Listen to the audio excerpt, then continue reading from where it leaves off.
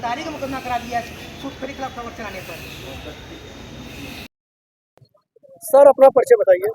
मैं सुनील जायसवाल, संपादक वाराणसी की आवाज़ न्यूज़ चैनल। और सबसे पहले बता दूं कि आज जो है सीपी के मुलाकात करने आए हुए थे, क्योंकि जेसीपी से मुलाकात हुई है। जेसीपी महोदय ने बताया है कि जिस प्रकार से आपके ऊपर मुकदमे किए गए हैं उसकी जांच की जाएगी। और सबसे पहले बता दूं मुकदमा क्या था। एक सूदखोरी के प्रकरण का केस हमारे यहाँ चल रहा था, जो सूदखोर से पीड़ित लोग थे, इसमें कि संतोष यादव, मेदिनी सिंह जी हैं, और इनके ऊपर फर्जी मुकदमे किए गए थे। और उस मुकदमे का हमारे चैनल ने खबर चलाई। खबर चलाने के बाद ये जो सूदखोर थे वो हमसे काफी खुन्नस खाए हुए थे। उस खुन्नस के नतीजा देखते हुए उन्होंने हमारे ऊपर रंगदारी से मुकदमा किया। लेकिन मैं पुलिस कमिश्नर मात्र स्पष्ट तौर से कहना चाहता हूं कि अगर उस सूदखोर पंकज सेठ से मैंने 2 लाख रुपए रंगदारी मांगी है, उसने कहा है, तो वीडियो बड़े स्क्रीन के साथ पे चला, टीवी पे चला करके हमारे पत्रकार साथियों को, जनता को बताए कि वाकई मैंने रंगदारी मांगी नहीं। अगर नहीं मांगी है तो उस सूदखोर के ऊपर हमारा जिला प्रशासन मुकदमा करे, क्योंकि उन्होंने एक पत्रकार की छवि धूमिल करने की बात कही है। और सबसे बड़ी सारे कुछ अखबारों ने छापा है कि फर्जी पत्रकार है, तथाकथित है, यूट्यूबर है। तो मैं सबसे पहले बता दूं कि मैं भारत सरकार का रजिस्टर्ड पत्रकार हूं, जिसका रजिस्ट्रेशन नंबर मेरे पास है। रजिस्ट्रेशन की ढेर सारी कापियां हैं। उस सूदखोर के खिलाफ 4200 पन्नों का साक्ष्य हमारे पास है। जो संबंधित साक्ष्य को देखना चाहे देख सकते हैं। उस वीडियो की क्लिप को चेक करें कि क्या मैंने रंगदारी मांगी है। अगर मांगी है तो मुकदमा जायज है, अगर नहीं मांगी है तो उस सूदखोर के खिलाफ कार्रवाई होनी चाहिए।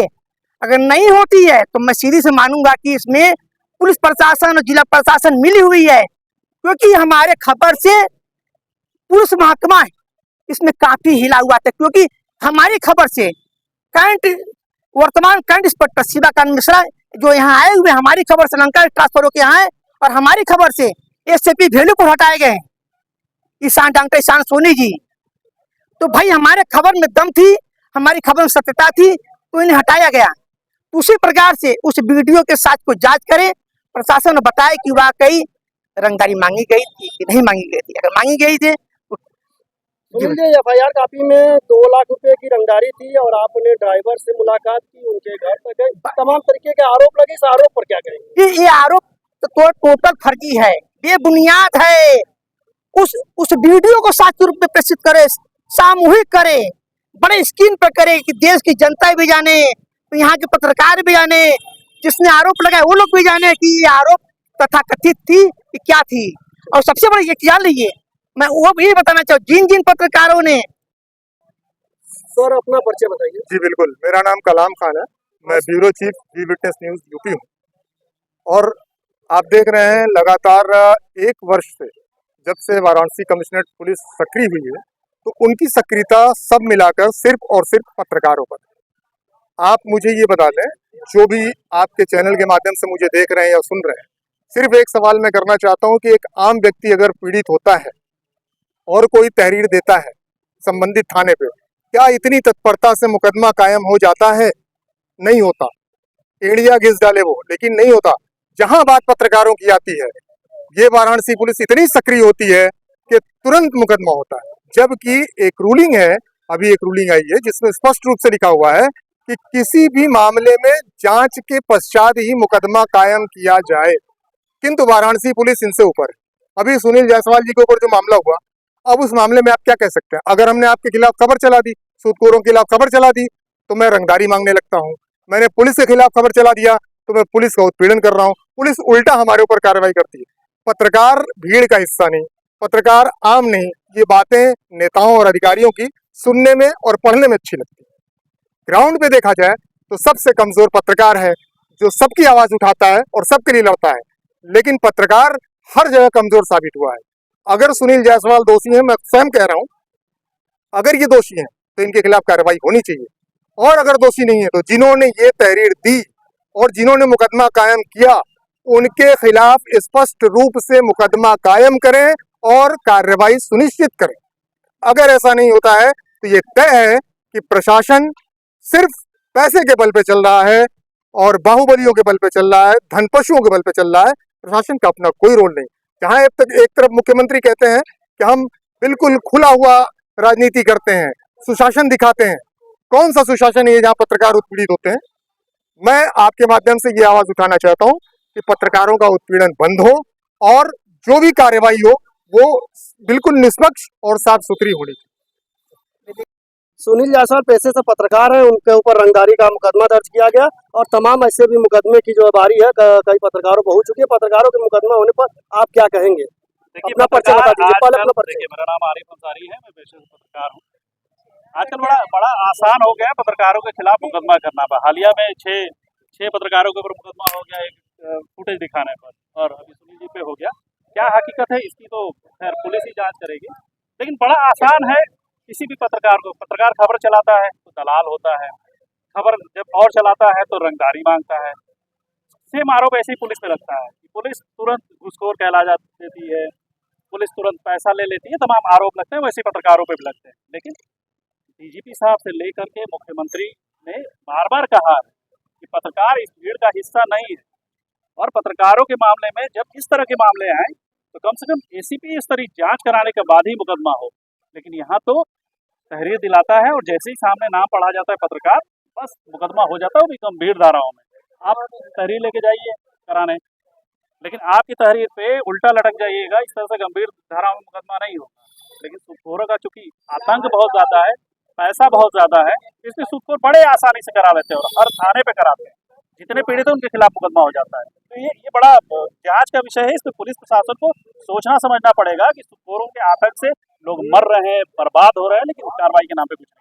जब ये सब गंभीर मामलों में जब खबर चलता है सूदखोर को लेकर, जुआ को लेकर, तो जब पत्रकार चलाते हैं तो पत्रकार हमेशा चपेट में आ जाते हैं। पुलिस मामले को तो सामने वाला तुरंत बोलेगा कि फलाने पत्रकार आए थे, हमसे पैसा मांग रहे थे। हाँ, कुछ कहेंगे? देखिए, इनमें कुछ चीजें हैं। सबसे पहले बताइए। मेरा नाम कलाम खान है, मैं ब्यूरो चीफ यूपी हूँ। अभी आप विगत 1 साल से देख रहे हैं वाराणसी कमिश्नरेट पुलिस जी, आपकी एक खबर चली थी सूदखोरों को लेकर, उसपे जो है कि खबर चलाने के मामले में एक पत्रकार को मुकदमा दर्ज हुआ था, और क्या कुछ आपका मामला था? कौन पत्रकार है, उन पर रंगदारी का आरोप? देखिए, मामला हमारा सूदखोरी का था और वाकई में वो सूदखोर है। हमारे पास पूरे ट्रांजैक्शन है, पूरी आईडी सब कुछ है, पूरे उसके व्हाट्सएप चैट हैं। उसके बाद भी उन लोग के ऊपर कार्रवाई नहीं हो रही है। जो हमारे पत्रकार हैं, हमारे सुनील भैया, उनके ऊपर कार्रवाई हो रही है। क्या मैं पूछती हूँ, जो क्या नाम था उसका, वो जो प्रहलाद पांडे, वो भी खुद को पत्रकार कहते हैं, उनके ऊपर कार्रवाई क्यों नहीं हो रही है? जो वो माँ बहन की गालियां, इतनी गंदी गंदी गालियां किसी औरत के लिए दे रहे हैं, किसी माँ बहन के लिए दे रहे हैं, तो पत्रकार तो वो भी है, उनके ऊपर भी कार्रवाई होनी चाहिए। उनकी खबर चली है, भैया की खबर तो उसने ही चलाई, उसकी भी खबर चली है, उसके ऊपर कोई कार्रवाई नहीं हुई।